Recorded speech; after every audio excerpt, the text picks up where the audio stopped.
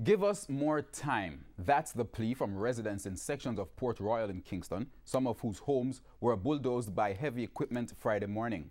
The residents are reportedly squatters on the government-owned land, but they say they have nowhere else to go. We have more in this report. For 10, 15, and even up to 18 years or more, persons have been calling this community in Port Royal home. You see, in our bush, we don't have no choice, but I say we're safe and we're comfortable. So that's why we build.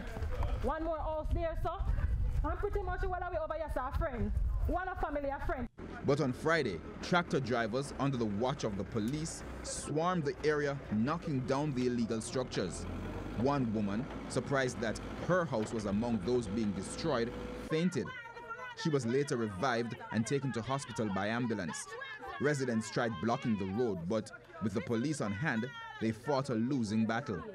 The residents admit that they had been given notice to leave the premises. The 7th of December, 7th of December, they give we this. And said them come take we have the 7th of January. Well, then give we more time. But 4 days is not enough we find somewhere to go. And 20 other we live up here, so.